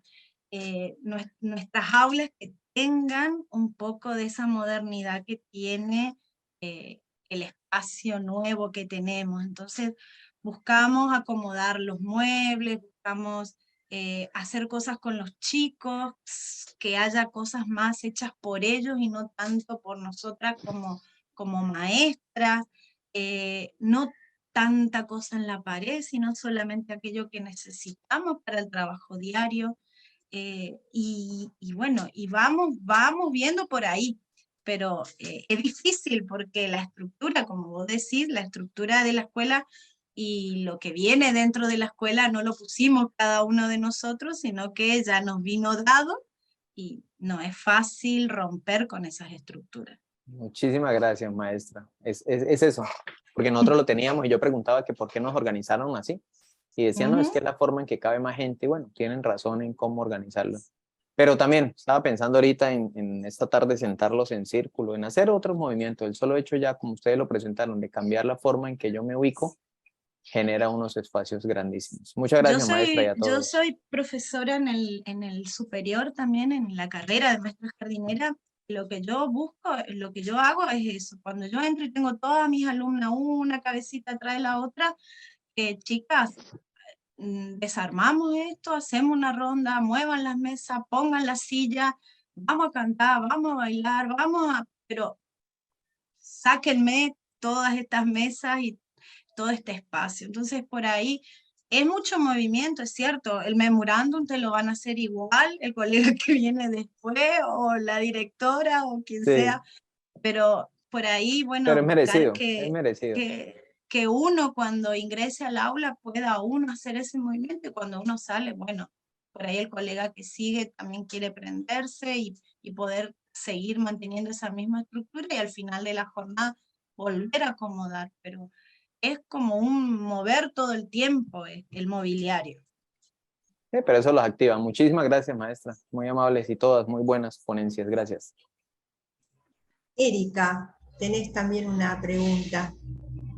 No, era, a ver, sí, él estaba prendido el micrófono. No, era una acotación con respecto a lo que decía el compañero, o sea, también hay que, la motivación a veces no surge por sí misma, sino que hay que promover una acción que los haga entusiasmar a los chicos, ¿no? En nuestro caso, que trabajábamos con jóvenes adultos, los invitamos a hacer el rincón de la lectura y tenían que traer diferentes elementos de su casa. Nosotros no teníamos las filas sencillas, pero sí no teníamos mesa, por ejemplo, para trabajar, ¿no? Entonces, Fue interesante ver cómo se trajeron almohadones, lonas, floreros, veladores, para que cada uno recreara en la galería de la institución su rincón de lectura. Y leía, me acuerdo que era el cuento El Bosque, que es de un japonés, que para el profesor de diseño gráfico pueden hacer un montón de cosas con ese cuento. Que digo, sí, vino después el director de la escuela y me retó porque había desordenado la silla y estábamos todos medio desparramados por toda la escuela, pero otra profe me dice, voy a hacer algo parecido en mi aula, ¿no? Como cuando ven a veces que uno cambia y ven a los estudiantes motivados, se suman más fácilmente el resto del equipo. Eso nada más. Gracias. Muchas Tengo una gracias. pregunta acá en el chat para Daniel. Daniel Vega. Daniel, si estás ahí. Bueno, te leo la pregunta. Aquí estás. Dice, ¿cuál fue la experiencia de los estudiantes al finalizar el curso? ¿Qué comentarios o opiniones recibieron del taller? Bueno, muchas gracias por la pregunta. Todos los comentarios del taller fueron positivos porque como son estudiantes que venían de una situación de virtualidad, se vieron enfrentados a conocer material. Y una de las primeras cosas fue la sorpresa de saber el origen del papel y a partir de qué árboles y cómo a partir de un árbol se podía extraer la fibra y con esa fibra hacer papel. Otra de las cosas otro de los asombros fue descubrir que existían distintos tipos de papel y no todos los papeles tenían la misma función, dependiendo de la fibra. Hubo un curso en ese laboratorio en que nosotros pudimos mirar fibras bajo un microscopio. Entonces los chicos pudieron ver las fibras y su composición en el microscopio, y luego pudieron hacer el práctico en el laboratorio. Entonces, uno de los desafíos de este taller es cómo darle continuidad en las siguientes asignaturas. Entonces, este segundo semestre los estudiantes van a trabajar con otros materiales, también laminares, pero en otros materiales. Y el objetivo es que ese conocimiento que adquirieron en este laboratorio, en este práctico, lo puedan llevar a cabo en el siguiente. Hay una serie de desafíos, esa fue una asignatura muy bonita, un taller muy bonito donde se integró mucha información, pero quedaron fuera hartos tópicos de contenido que tiene que ver un poco con, ¿cierto? Con volver a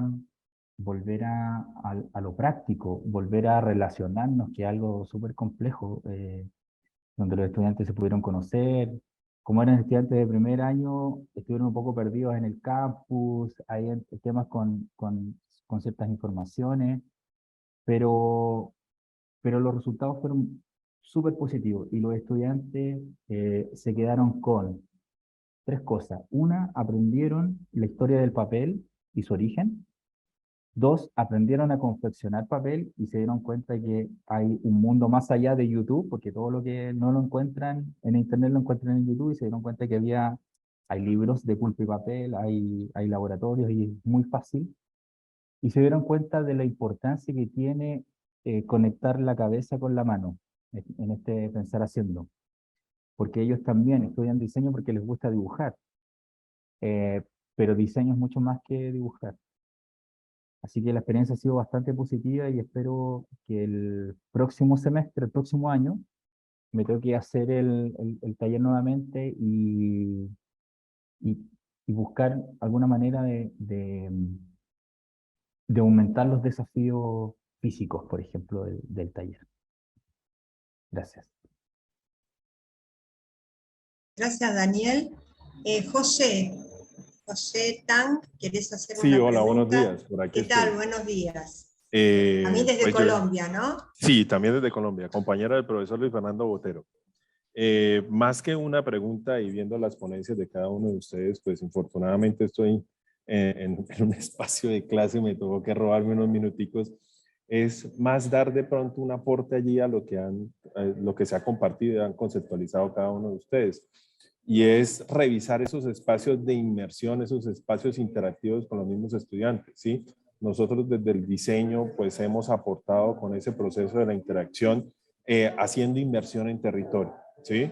Desde el turismo pues muchas veces es mirar que estando en un aula no lo podemos hacer, ¿sí? Es entender las necesidades que tiene la comunidad particular y desde esa comunidad pues hay que ir a hablar con las personas, hay que ir a mirar realmente qué es lo que necesitan.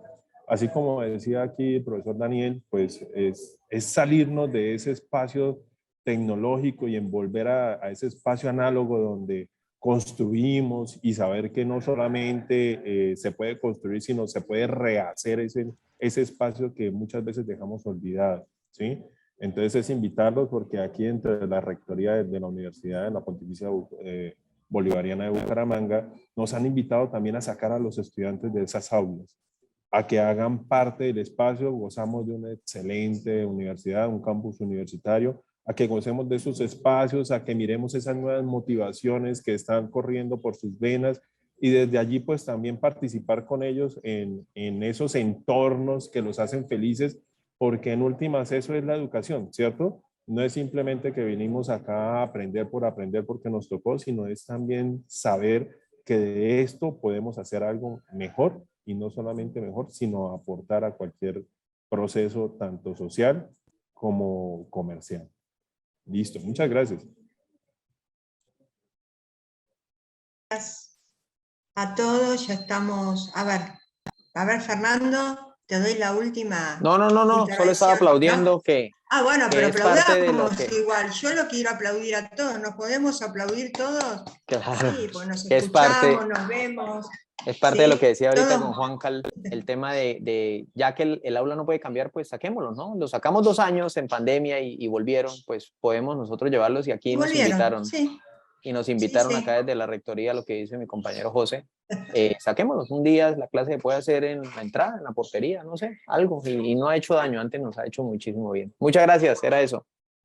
Gracias a todos realmente por el tiempo, por traer tantas contribuciones y que también nos ponen a todos en un mismo nivel, digamos, de preocupaciones, de experiencias, de intenciones. Hoy hemos tenido gente del interior de nuestro país, representantes de Latinoamérica, representantes de España, en Europa, y vemos que las cuestiones que nos afectan y nos preocupan en los distintos niveles educativos que ustedes abordan, intervienen, son las mismas, ¿sí? Y está bueno este espacio para ver nuevas formas de pensarlo y de resolverlo.